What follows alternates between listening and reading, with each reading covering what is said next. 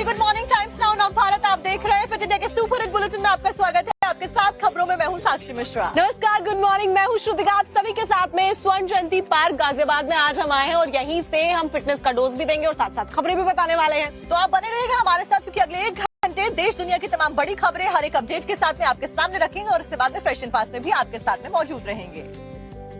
Bulletin की शुरुआत करते हैं सबसे पहले बड़ी खबर से। यूपी के शाहजहांपुर से आ रही है, जहां पर बीती रात जमकर बवाल हुआ है। सोशल मीडिया पर टिप्पणी की गई और उसके बाद में धीरे धीरे बवाल बहुत ज्यादा बढ़ गया। दरअसल मुस्लिम समुदाय के लोगों के द्वारा यहाँ पर जमकर बवाल किया गया है। शाहजहांपुर को आप सोचिए कि जलाने की कोशिश की गई है। जो तस्वीरें सामने आई है वो बेहद हैरान कर देने वाली और डरा देने वाली, और ये सब कुछ होता है एक सोशल मीडिया के पोस्ट की वजह से। सोशल मीडिया पर टिप्पणी की जाती है और उसके बाद में धीरे धीरे विवाद इतना ज्यादा गहराता है कि बवाल हो जाता है। शाहजहांपुर को जलाने की कोशिश की जाती है और ऐसे में जो तस्वीरें आई हैं वो बहुत ज्यादा डराने वाली हैं, क्योंकि शाहजहांपुर को जलाने की कोशिश की गई है। अब आप सोचिए कि कितनी बड़ी संख्या में अचानक से समुदाय विशेष के जो लोग हैं वो एकत्रित हो जाते हैं और नारेबाजी इनके द्वारा की जाती है। आरोपी की गिरफ्तारी की मांग दरअसल ये सभी लोग यहाँ पर कर रहे थे, जिसने सोशल मीडिया पर जो अभद्र टिप्पणी है वो की थी, और उसी के बाद में ये गुस्सा इतना ज्यादा भड़क गया कि उसकी तस्वीर आप स्क्रीन पर देख रहे हैं। तो आप देख रहे हैं कि किस तरीके से एक विवादित पोस्ट के चलते इतना बड़ा हंगामा होता है कि लोग वहां पर आकर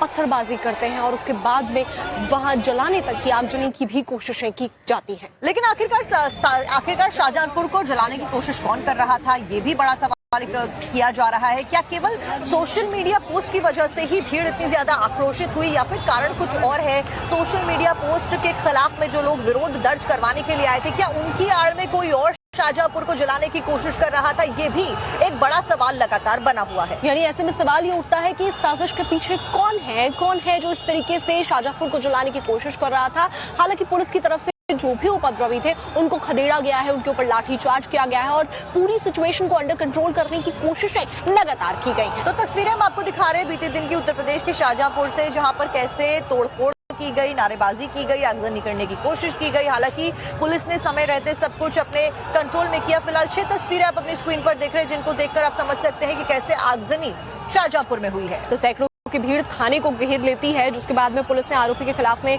कार्रवाई की। आरोपी की गिरफ्तारी के बाद में आक्रोशित वहां से भीड़ जो है तब भी हटने को तैयार नहीं थी। यानी कि कार्रवाई की जाती है, उसके बाद में भी भीड़ की तरफ से जो बवाल है वो लगातार काटा जाता है, जिसके बाद में पुलिस लाठीचार्ज करती है और भीड़ को खदेड़ती हुई नजर आती है।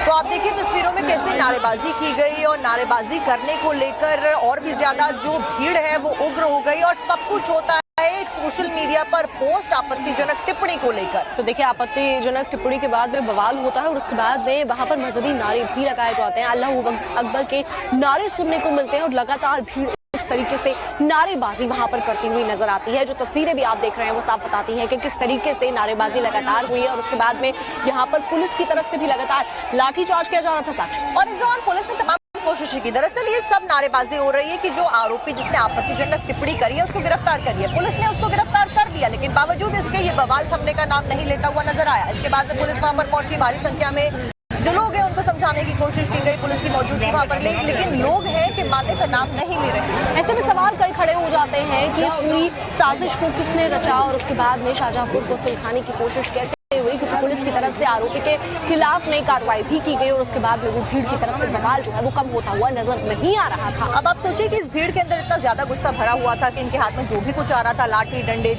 चप्पल, सब कुछ एक दूसरे के ऊपर ये लोग चलाते हुए नजर आ रहे हैं। कुल मिलाकर शाहजहांपुर को जलाने की कोशिश यहाँ पर की गई थी। अब इसी से जुड़ी हुई जो ज्यादा जानकारी है वो एक रिपोर्ट में आपको दिखाते हैं।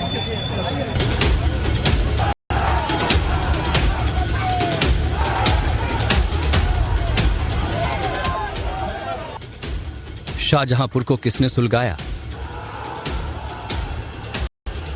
आक्रोशित भीड़ ने थाने को घेरा,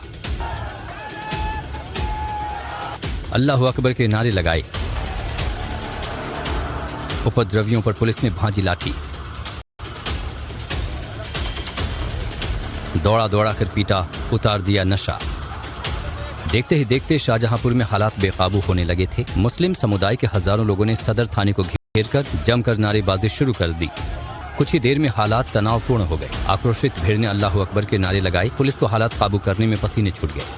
योगी की फोर्स ने मोर्चा संभालते हुए उपद्रवियों को पहले तो समझाने की कोशिश की, लेकिन जैसे ही लगा कि अब हालात बेकाबू हो रहे हैं, पुलिस ने लाठीचार्ज कर दिया और हंगामा कर रहे लोगों को खदेड़ दिया। तस्वीरों को आप देख सकते हैं कि कैसे पुलिस उपद्रवियों को दौड़ा दौड़ा कर पीट रही है। थाने के सामने बाइकें गिरी हुई हैं, चप्पलें बिखरी पड़ी हैं, हालात काफी तनावपूर्ण हो गए हैं।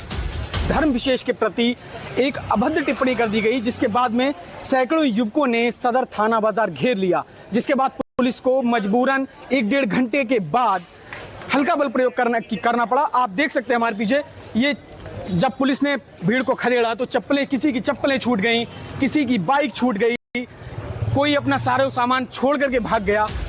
फिलहाल पुलिस की मुस्तैदी की वजह से हालात अब सामान्य हो गए हैं, लेकिन एहतियात के तौर पर भारी पुलिस बल तैनात है। पुलिस ने आरोपी को गिरफ्तार कर लिया है। ये एक व्यक्ति ने कुछ अभद्र टिप्पणियां सोशल मीडिया पे की थी और उसके क्रम में उस व्यक्ति को अरेस्ट भी कर लिया है पुलिस ने। FIR भी दर्ज हो गई है और ये जो उससे संबंधित कार्रवाई थी वो सारी कार्रवाइयाँ कर ली गई हैं। कुछ लोग इस प्रकार की चीज़ों का हमेशा फ़ायदा उठाने की कोशिश करते हैं, तो मेरी सभी शहरवासियों से यही गुजारिश है कि अफवाहों पे बिल्कुल ध्यान मत दें। शाहजहांपुर को सुलगाने की कोशिश करने वालों के मंसूबे फिलहाल कामयाब नहीं हो पाए। योगी की पुलिस लगातार एक्शन मोड में है। पुलिस ने लोगों को भी हिदायत दी है कि अफवाहों पर ध्यान न दें और शहर के अमन और चैन को बरकरार रखें। उपद्रवियों को ये बात भूलनी नहीं चाहिए कि यूपी में योगी का शासन है, जहां कानून के साथ खिलवाड़ करने की इजाजत किसी को नहीं, क्योंकि इस तरह थाने का घेराव करना और तोड़फोड़ और उन्माद फैलाकर कानून को हाथ में लेने के दिन अब लद गए हैं। हैरान करने वाला मामला सामने आया है। यहाँ पर अपनी पहचान छुपाकर छात्रा के साथ में गैंग रेप किया गया है। दरअसल धर्म परिवर्तन का दबाव बनाने के आरोप भी यहाँ पर लग रहे हैं। एक व्यक्ति का नाम, युवक का नाम सलमान बताया जा रहा है, जो कि मुख्य आरोपी है और इसने अपना नाम राजीव बताया, लड़की को बहलाया फुसलाया और उसके बाद में इस हैवानियत को उसके साथ में अंजाम दिया। तो ऐसे में जानकारी ये भी सामने आ रही है कि लड़की को जहरीला पदार्थ दिया गया है और उसके बाद में उसके साथ में गैंग रेप भी किया गया है। नाम बदलकर कोचिंग चलाता था मुस्लिम युवक और साथ ही युवती का जो वीडियो है उसको वायरल करने की धमकी देता रहा। ब्लैकमेल उसके द्वारा किया जा रहा था। ज्यादा जानकारी और तस्वीरें आपको रिपोर्ट में दिखाते हैं।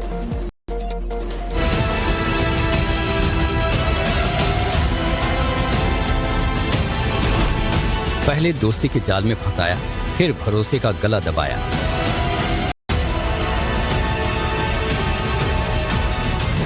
कोल्ड ड्रिंक में नशीला पदार्थ मिलाया, युवती के साथ दरिंदगी।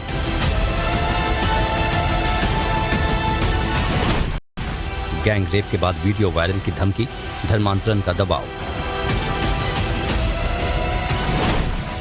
नाम बदलकर हिंदू बना सलमान, राजीव बनकर किया कांड। यूपी के फर्रुखाबाद में युवती के साथ दरिंदगी हुई है। एक बार फिर मुस्लिम युवकों ने धोखे से युवती के साथ हैवानियत का खेल खेला है। सलमान नाम के युवक ने खुद को राजीव बताकर युवती को अपने झांसे में ले लिया। उससे दोस्ती करके कोल्ड ड्रिंक में नशे के पदार्थ मिलाकर अपने दोस्तों के साथ सामूहिक दुष्कर्म किया और उसका वीडियो भी बनाया। वो दरिंदे युवती पर धर्म परिवर्तन और वीडियो वायरल करने की धमकी देकर लगातार युवती को परेशान करने लगे। डर की वजह से युवती ने कोचिंग जाना छोड़ दिया और घर वालों को सारी बात बताई। इस बहन को नशीला पदार्थ खिलाया, कोल्ड ड्रिंक में मिला के, उसके साथ 1.5 वर्ष से लगातार घात कर रहे हैं, दुष्कर्म किया। जब वो बहन बचना चाहिए वहां से तो घर तक आए खदेड़ने के लिए, पकड़ने के लिए। उसको धमकाया कि अगर तुम धर्म परिवर्तन नहीं करोगी तो तुमको मार डालेंगे। शिकायत के बाद पुलिस ने आरोपियों को हिरासत में ले लिया है और उनसे पूछताछ की जा रही है। उसके द्वारा बताया गया कि 3 लोगों के द्वारा बलात्कार की गई। इस संबंध में तत्काल एक FIR पंजीकृत कर लिया गया है। तीनों नामजद अभियुक्तों को हिरासत में लेकर पुलिस पूछताछ कर रही है। एक बार फिर धर्म बदलकर और अपनी पहचान छिपाकर हिंदू बेटी को अपना निशाना बनाया गया। हिंदू संगठन की पहल पर पुलिस एक्शन में है और उम्मीद है कि जल्द ही आरोपी जेल की सलाखों के पीछे नजर आएंगे। और आगे बढ़ते हुए खबर नॉर्थ ईस्ट से आपको दिखाते हैं, क्योंकि आज का दिन महत्वपूर्ण है। प्रधानमंत्री नरेंद्र मोदी मणिपुर, असम के दौरे पर जाने वाले हैं और इसके साथ साथ मिजोरम में भी उनकी मौजूदगी दर्ज की जाएगी। आपको बता दें कि नॉर्थ ईस्ट को 40,000 करोड़ की परियोजनाओं की सौगात प्रधानमंत्री नरेंद्र मोदी की तरफ से दी जाने वाली है और साथ में यहां पर विकास को नई रफ्तार देने की भी कोशिश है। मिजोरम, मणिपुर और असम में 40,000 करोड़ की से अधिक की परियोजनाओं का उद्घाटन उद्घाटन और शिलान्यास यहाँ पर होने वाला है। तो आइजोल से कोलकाता के ट्रेन को हरी झंडी उनके द्वारा दिखाई जानी है। आपको ये भी बता दें कि मिजोरम को पहली बार रेलवे लाइन के साथ में जोड़ा गया है। बैराबी और सायरन रेल लाइन का उद्घाटन आज होगा प्रधानमंत्री के द्वारा, जिससे आइजोल दिल्ली, कोलकाता और गुवाहाटी से जुड़ जाएगा और ये एक बड़ा व्यापारिक संपर्क है और रोजगार के अवसर भी इससे बढ़ने वाले हैं।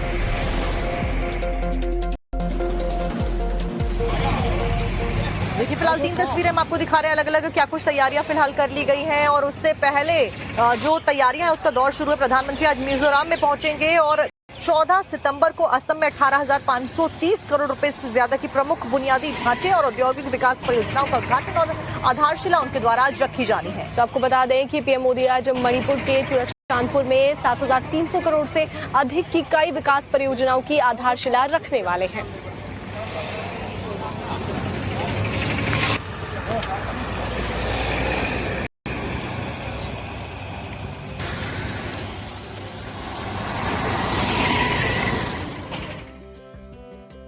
सबको याद होगा कि 2023 में मैतेई और कुकी समाज के बीच में हिंसा भड़की थी और उसकी तस्वीरें जो थी आगजनी की और मणिपुर की जलते हुए तस्वीरें सामने आई थी। उसके बाद में ये पहली दफा होगा जब प्रधानमंत्री नरेंद्र मोदी नॉर्थ ईस्ट के दौरे पर जा रहे हैं। तो आज प्रधानमंत्री 12:15 बजे के करीब में मणिपुर पहुंचने वाले हैं, चूड़ाचांदपुर जाएंगे और वहां पर उन लोगों से भी बात करेंगे जो कि विस्थापित हैं और ऐसे में इंफ्रास्ट्रक्चर डेवलपमेंट को लेकर भी कई बातचीत का दौर वहां चलने वाला है। आपको एक रिपोर्ट दिखाते हैं। आज से प्रधानमंत्री नरेंद्र मोदी पूर्वोत्तर के दौरे पर रहेंगे। पीएम मोदी का ये दौरा 13 से 15 सितंबर तक चलेगा, जिसमें वो मिजोरम, मणिपुर, असम, पश्चिम बंगाल और बिहार का दौरा करने वाले हैं। लेकिन सबसे अधिक चर्चा मोदी के मणिपुर दौरे को लेकर है, जहां वो हिंसा से प्रभावित हुए लोगों से मिलकर पीएम उनका दर्द जानेंगे। पीएम मोदी मणिपुर को 8,500 करोड़ की योजनाओं की सौगात देंगे। पीएम मोदी दोपहर करीब 12:30 बजे चूड़ाचांदपुर में 7,300 करोड़ रुपए की कई विकास परियोजनाओं का शिलान्यास करेंगे। इसके अलावा वो इम्फाल में 1,200 करोड़ की कीमत के कई परियोजनाओं का उद्घाटन करेंगे। मणिपुर के चूड़ाचांदपुर और इम्फाल दोनों जगह पीएम मोदी हिंसा की वजह से दूसरी जगह शरण लिए लोगों से मिलेंगे। पीएम मोदी 101 करोड़ की लागत से बने मणिपुर पुलिस हेडक्वार्टर का उद्घाटन करेंगे। इसके अलावा 538 करोड़ रुपए की लागत से बने सिविल सेक्रेटेरिएट का उद्घाटन करेंगे। अब जब पीएम मोदी जा रहे हैं तो नेता विपक्ष राहुल गांधी कह रहे हैं कि कौन सी बड़ी बात हो गई। मणिपुर में बहुत समय से इशू है, अब जा रहे हैं, ठीक है, बट मेन मुद्दा तो देश में वोट चोरी का है। हरियाणा का, महाराष्ट्र का चुनाव चोरी किया गया, कर्नाटक में हमने दिखाया। तो मेन मुद्दा तो देश में वोट चोरी का है। सब जगह लोग यही कह रहे हैं, वोट चोर। जब तक नरेंद्र मोदी मणिपुर नहीं जा रहे थे तो कांग्रेस यही पूछ रही थी कि मणिपुर क्यों नहीं जा रहे। अब जब पीएम मोदी मणिपुर जा रहे हैं तो कांग्रेस के नेता पीएम मोदी के दौरे को दिखावा बता रहे हैं। भी लगने लगा है और ऐसे में अब कांडला एयरपोर्ट से भी एक ऐसा ही मामला सामने आया जहां पर स्पाइस जेट के विमान का आगे वाला पहिया नीचे गिर जाता है और विमान टेक ऑफ भी कर लेता है। लेकिन इस सबके बीच में कैप्टन के हाथ में बहुत कुछ होता है श्रोते का, और यही यहाँ पर हुआ भी है। कैसे इमरजेंसी लैंडिंग कराई गई, कैसे पहिया निकलने के बावजूद सुरक्षित यात्रियों को नीचे उतारा गया, कैप्टन की जाबाजी क्या थी और कितने यात्री आखिरकार इस प्लेन में सवाल थे, आपको दिखाते हैं। ये तस्वीरें मुंबई के छत्रपति शिवाजी महाराज इंटरनेशनल एयरपोर्ट की हैं। विमान को नहीं, विमान के लैंडिंग गियर को देखिए, एक पहिया गायब है। बड़े खतरे के बीच स्पाइस जेट के इस विमान की इमरजेंसी लैंडिंग हुई। जिस वक्त स्पाइस जेट का ये विमान लैंड कर रहा था, एयरपोर्ट पर इमरजेंसी घोषित कर दी गई थी। एयरपोर्ट पर अधिकारियों की सांसें अटकी रही, पता नहीं क्या होगा। किसी बड़े हादसे की आशंका से सब डरे हुए थे, लेकिन विमान के पायलट ने सूझबूझ दिखाते हुए विमान को रनवे पर ही सुरक्षित उतार लिया। किसी को खरोंच तक नहीं आई। अब आपको दिखाते हैं कि उड़ान भरते वक्त कैसे रनवे पर अचानक विमान का एक टायर निकल गया। बताया जा रहा है कि खौफ से भर देने वाला ये वीडियो विमान में सवार एक यात्री ने अपने मोबाइल से शूट किया। कांडला से मुंबई जा रहे स्पाइस जेट के Q400 विमान ने जैसे ही रनवे को छोड़ा, विमान का एक टायर रनवे पर ही निकल गया। लैंडिंग गियर के टायर के निकलते ही विमान के पायलट्स को पता चल गया गया कि वो अब इमरजेंसी सिचुएशन में है, लेकिन पायलट्स ने सूझबूझ से काम लिया और मुंबई तक की यात्रा जारी रखने का फैसला किया। मुंबई हवाई अड्डे पर विमान को सुरक्षित रूप से उतारा गया, जिससे एक बड़ा हादसा टल गया। सफल लैंडिंग के बाद विमान टर्मिनल तक सुरक्षित गया और सभी यात्री उतर गए। स्पाइस जेट और एविएशन मंत्रालय के अधिकारियों ने इस घटना की जांच शुरू कर दी है, ताकि भविष्य में ऐसी घटनाओं को रोका जा सके।